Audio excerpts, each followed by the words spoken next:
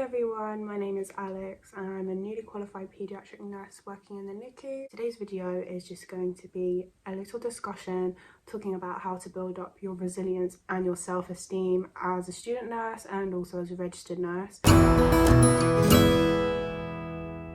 As I was a student nurse not that long ago, I feel like you can relate building up resilience and self-esteem quite a lot to both roles, both being a student and a registered nurse, because even though both roles are very similar, they are also very, very different.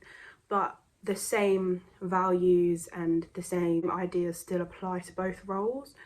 I think the idea of building up resilience in general as a person and also as a professional is so important. I think it's important in a job that is so intense, so tiring, so kind of emotionally draining, sometimes physically draining, and can be quite intellectually stimulating and challenging. You know, there's always something new to learn, both as a student and as a registered nurse. All of these things rolling into one can become quite overwhelming at times.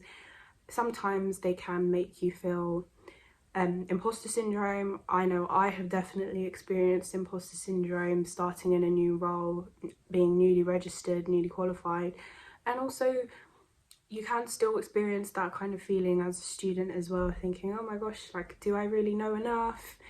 Do I deserve to be here? But you do. I think it's really important that people realise, you know, you got onto your course for a reason, you got onto the register for a reason.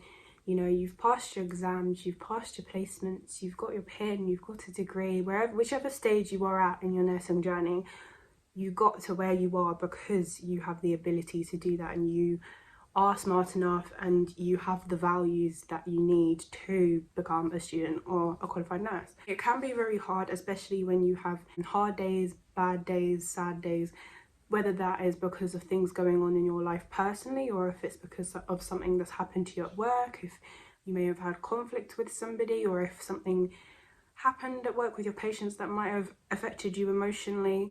Things like that can really bring you down and make you feel like you're struggling and that you can't cope. You might have made a mistake, or you might have answered a question wrong. And those types of things can really knock your confidence and your self-esteem and make you feel like you're not good enough, or make you feel like, oh, you know, like I should have got that right, I shouldn't have done that.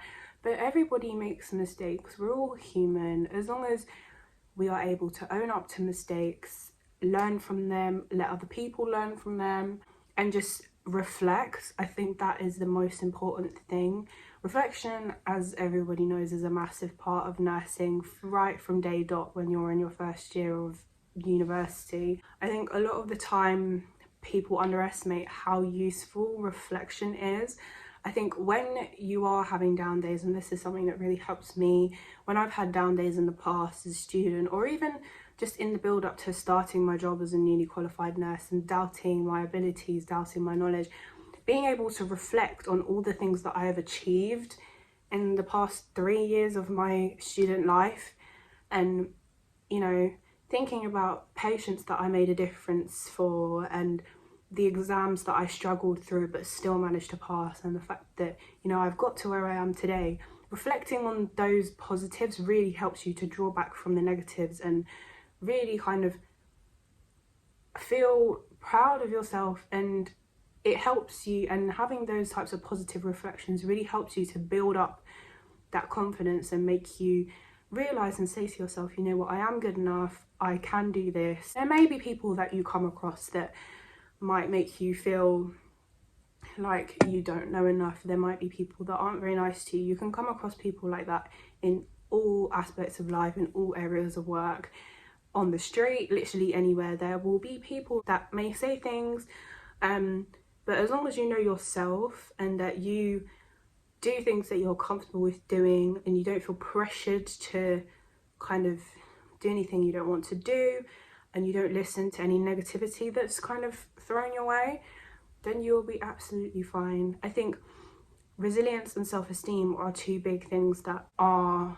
something that you need to work on personally as an individual before you work on it in a professional setting. I think if you don't have that self-belief and have that ability to be like, no matter what happens, I'm still going to push through this, if you don't have that ability in your personal endeavours, sometimes it can be hard to transfer that into your professional endeavours, and making sure that you are kind of practicing to the best of your ability. But everybody has down days. The most confident person in the world will have doubts and days where they feel like they're not good enough, or they might have a period of time where they're suffering from major imposter syndrome. It happens to absolutely everybody. It doesn't matter whether you're like a really anxious person or you're an introvert, extrovert. It literally does not matter. It affects everybody. I don't think I've ever met somebody that has not doubted their abilities or felt nervous about something or felt like, oh, what if I'm not good enough? Everybody goes through it, and it's so normal. But as long as you can kind of work out ways for yourself to really prove to yourself that you can do it, then that is so important. And everybody finds their own individual ways to motivate themselves. So that could be by just doing things you enjoy, reflecting. That could be just by sitting and reflecting and thinking back. It could be by writing things down and looking back at it to kind of look at how far you've come. There's so many different ways that you can allow yourself to really kind of rebuild your resilience and rebuild your confidence and your self-esteem. And when you develop that skill, it really has a positive effect on your mental health, and then that will positively affect your professional performance as well, and it will positively affect your relationships with other people and your personal life. It's kind of a massive domino effect. So I feel like it's so important for people to reflect and really realize that they are good enough, and just always be kind of working on self-development as well as your professional development, because professional development is very important, you know, keeping your skills up, making sure you're always learning new things, which is important for the job. But at the same time, if you're not working on yourself and making sure that you're in the best kind of mental state that you can be, you're feeling positive, you feel confident that you're gonna smash your shift, and if you're not working on yourself in that sense, then you can't deliver the best care to your patients, because you need to make sure you're looking after yourself so that you can look after other people properly. Oh yeah, I feel like this is a really important topic to cover. I feel like it's important that everyone develops their self-esteem and their resilience so that they can perform the best that they can, both personally and professionally. Hope you enjoyed the video, and I'll see you in the next one. Bye.